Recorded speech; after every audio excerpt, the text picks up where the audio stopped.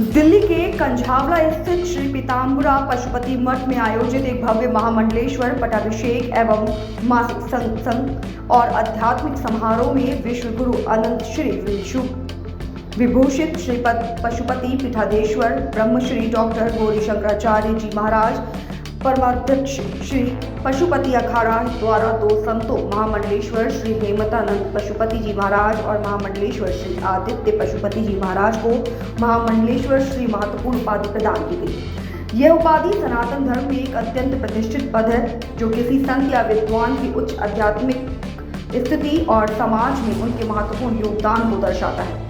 समारोह के दौरान मठ के प्रमुख संतों और धर्म गुरुओं ने वैदिक मंत्रोच्चार और धार्मिक अनुष्ठानों के बीच नए महामंडलेश्वरों को उनके पद की शपथ दिलाई। इस सम्मान को पाने वाले संतों में धार्मिक ज्ञान, साधना और समाज सेवा के क्षेत्र में उल्लेखनीय कार्य करने वाले लोग संत हैं। यह समारोह इसलिए भी खास रहा क्योंकि ये श्री पीताम्बरा पशुपति मठ की आध्यात्मिक परंपराओं को आगे बढ़ाने का एक महत्वपूर्ण कदम है। मठ के प्रमुख संतों ने कहा कि यह सम्मान उन सभी संतों को प्रेरित करेगा जो धर्म और समाज की सेवा के लिए अपना जीवन समर्पित कर रहे हैं। नए महामंडलेश्वरों ने इस अवसर पर अपनी खुशी व्यक्त करते हुए कहा कि वे इस पद की गरिमा को बनाए रखेंगे और समाज के कल्याण के लिए अथक प्रयास करेंगे। इस आयोजन में बड़ी संख्या में भक्त, संत और श्रद्धालु उपस्थित थे जिन्होंने इस ऐतिहासिक पल का साक्षी बनकर जयकारे लगाए। इस पदवी से ये संत अब अपने क्षेत्रों में धार्मिक और सामाजिक कार्यों का नेतृत्व करने के लिए और अधिक जिम्मेदार होंगे। यह समारोह सिर्फ एक सम्मान समारोह नहीं था बल्कि यह भारतीय आध्यात्मिकता और परंपरा की जीवंतता का भी एक प्रतीक था। जब हमारी टीम ने संतों से बातचीत की तो देखिए क्या कुछ जानकारी दी इस खास रिपोर्ट में। और इन दोनों बच्चों ने ये संकल्प किया कि आज तक का हमारा जो जीवन था वो केवल स्वयं में, मैं और मेरे में उन्होंने जीवन यापन किया और आज के बाद श्री पशुपति अखाड़े के द्वारा आप दोनों को महामंडलेश्वर के रूप में विभूषित किया गया। मंगल आशीर्वाद है और मैं इतना ही कहना चाहूँगा, इनके द्वारा पूरे जगत का मंगल हो, पूरे जगत का कल्याण हो। इस संसार में सबके लिए, सबके कल्याण हेतु ये कार्य करें, धर्म का उत्थान हो, आगे बढ़ते रहें। जहाँ पर भी इनको दिक्कत आए, परेशानी आए, परमपिता परमात्मा भगवान शिव, भगवान पशुपतिनाथ इनका कल्याण करें, यही मंगल कामना मैं करता हूँ।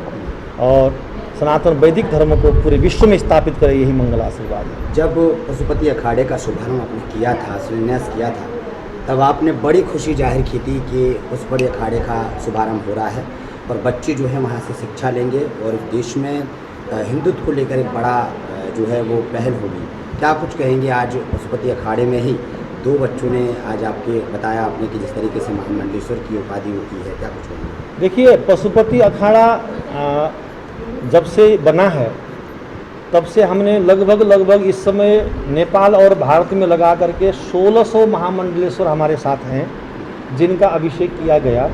परंतु दिल्ली में हमारे पास कुटिया नहीं था। जिस समय की बात आप कर रहे थे तो उस समय हमने यहाँ नींव रखा और आज ये भवन होकर के तैयार हो गया और इसमें हमारे आज दोनों बच्चे महामंडलेश्वर के रूप में आए हैं।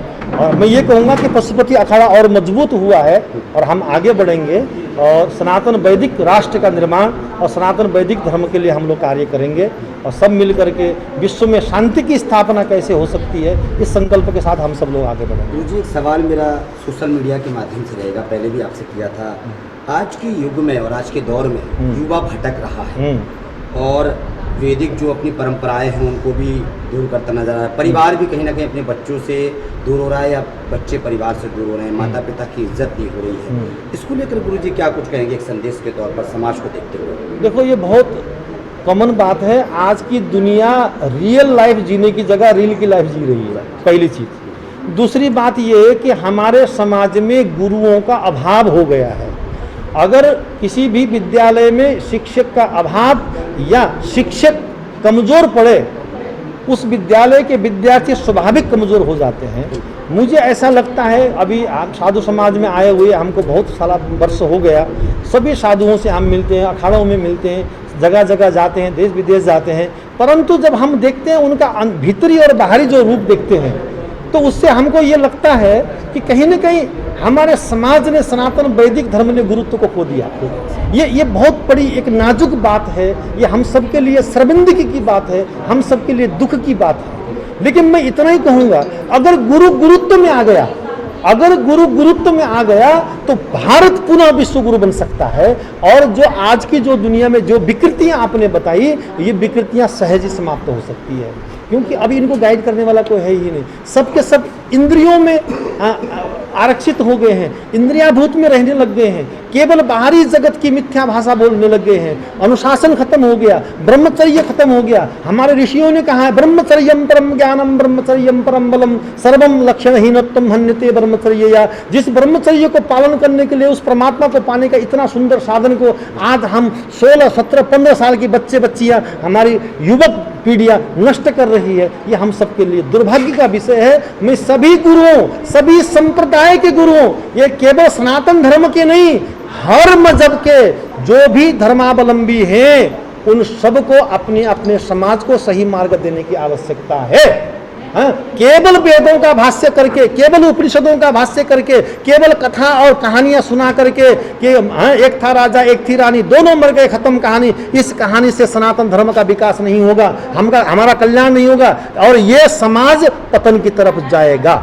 हम सबको जागने की जरूरत है, विशेष करके उन लोगों को जो समाज के धर्म के ठेकेदार बने हुए हैं, उनको जागने की आवश्यकता है, उनको चरित्रवान होने की जरूरत है, उनको नैतिकवान होने की जरूरत है, उनको समदृष्टि होने की जरूरत है, उनको आत्मवत् सर्वभूतेषु यः पश्यति स पंडितः ऐसी भावना रखने की जरूरत है, उनको शास्त्र की व्याख्या नहीं, शास्त्र में जीने की आवश्यकता है, केवल दूसरों के नहीं, स्वयं में भी आचरण करने की आवश्यकता आज सनातन धर्म को है। और हम सबको ये आचरण करना चाहिए, तभी सनातन धर्म बचेगा। नहीं तो हम केवल सनातन धर्म की जय, सनातन धर्म की जय करते रह जाएंगे, सब नष्ट हो जाएगा, हमारी संस्कृति खत्म हो जाएगी, हमारा परंपराएं खत्म हो जाएंगी, एक दिन हम सब लोग निर्लज्ज हो जाएंगे। आज पारिवारिक, आजकल दौर में पारिवारिक विवाद भी बहुत बढ़ रहे हैं। आपने देखा होगा नोएडा की घटना हुई, मैं उस पर चर्चा नहीं करना चाहता, लेकिन आप बहुत विद्वान हैं इसलिए पूछ रहा हूँ कि इस घटना को लेकर क्या कहेंगे आप?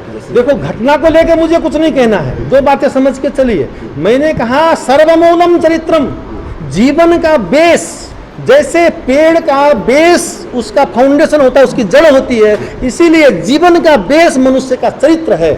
आज हमारे समाज में चरित्र का हनन हो रहा है, चरित्र खत्म हो गया, चरित्र खत्म हो गया। टका धर्म टका कर्म टका ही परमम पदम यस्य पासो टका नास्ति हा टका टक टकायते। मनुष्य केवल दो बात में रह गया, या तो वो टका के चक्कर में भटक रहा है या इंद्रियों के सुख में भटक रहा है। यही समाज के विनाश का कारण है। चाहे वो नोएडा का ले लो, चाहे हिमाचल का ले लो, चाहे कहीं का ले लो, जहां भी ये दुर्घटनाएं घट रही है या ये स्थिति आ रही है, इसका कारण सिर्फ इतना है कि हम अपने चरित्र को खो रहे हैं।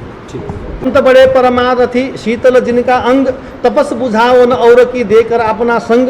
संतों के बारे में क्या कहना है, हमको कुछ नहीं कहना, सिर्फ इतना जरूर कहना चाहिए और मेरा कर्तव्य बनता है, मैं भी एक सनातन धर्मावलंबी, तो धर्माचार्य धर्मगुरु होने के नाते मैं सभी संतों से आग्रह हाथ जोड़ करके विनम्र भाव से उनके चरणों को वंदना करते हुए प्रार्थना करता हूँ, ये विषमता, ये वैषम्यता, ये जो परंपराएं जो आप बना रहे हो, जो लकीरें जो आप खींच रहे हो, कभी ब्राह्मण नीच होते हैं, कभी फलाना नीच होता है, कभी इंसान बन रहा है, कभी शूद्र के नाम से, कभी जाति पाति के नाम से, जो समाज के अंदर जो वैषम्यता, जो जहर आप लोग फैला रहे हैं, इसको बंद कर दो आज के बाद।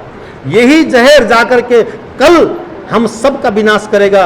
हम तो सिर्फ इतना चाहते हैं, हम सनातनी हैं, हम परमपिता परमात्मा के उपासक हैं, और दुनिया में अगर कोई किसी को बदल सकता है तो सिर्फ प्रेम ही बदल सकता है। और प्रेम का अभाव मनुष्य के जीवन में दुख होता है, और ये प्रेम का अभाव आज हमारे संत समाज में मिल रहा है।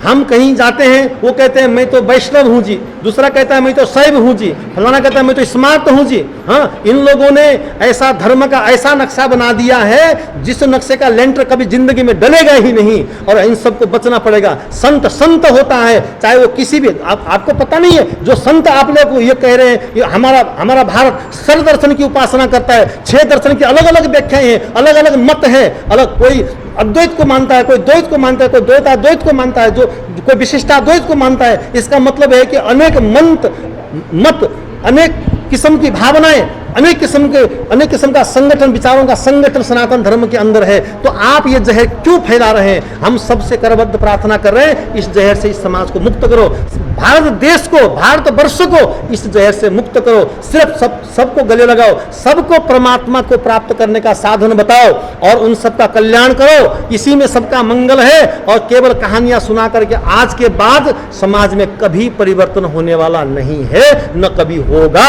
ये कहानियां सुना करके हमारे युवा पीढ़ी को हमने नपुंसक बना दिया, ये हम सबका दुर्भाग्य का विषय है। उनको वैज्ञानिक कारण नहीं दिया, हमने सामाजिकता को केवल अंगोर के रखा, हमने उनको जीवन जीने की कला सिखाया नहीं, हमने बताया ही नहीं जीवन क्या है, धर्म क्या है, चरित्र क्या है, अनुशासन क्या है, राष्ट्र क्या है, ये हमने कभी बताया नहीं उनको। हमने सिर्फ कथा और कहानी सुना करके उनको धर्म की परिभाषा सिखाई। इसको हमको बदलना होगा, चाहे किसी भी संप्रदाय का हो, कोई भी हो, जो भी सनातन धर्म की बात करता है उन सबको बदलने की आवश्यकता है। तभी राष्ट्र बचेगा, तभी सनातन धर्म बचेगा, तभी हम और आप बचेंगे, तभी चरित्र बचेगा, नहीं तो गए भैंस पानी में। सबसे पहले सभी को ओम नमः शिवाय। और महामंडलेश्वर का जो पद मिला है, मैं मानता हूँ कि ये पद जो मिला है ये समाज की सेवा के लिए मिला है, धर्म को बढ़ाने के लिए मिला है। और हम सब संतों के साथ साथ सभी जीवों की, सभी आत्माओं की रक्षा करें, उनके सुख दुख में उनके साथ रहें, यही हमारा कर्तव्य है, यही हमारी सेवा है। सनातन को उठाने के लिए ज़रूरत है धार्मिक शिक्षा की, और सबसे जो उससे भी ज़्यादा जरूरी चीज़ है वो है लोगों को चरित्रवान बनाने की, शिक्षा देने की। अगर देश के प्रत्येक युवा जो है चरित्रवान होगा तो अपने आप ही सीधे विकास होता जाएगा, हम लोग धार्मिक स्थिति की ओर बढ़ते चले जाएंगे और अंत में कल्याण हुआ। आज कैसा लग रहा है आपको? आज दरअसल मैंने गुरुजी से बतौर शिष्य 2015 में दीक्षा ली थी और आज 25 में आके ऐसा लग रहा है 10 साल का कोर्स पूरा हो गया।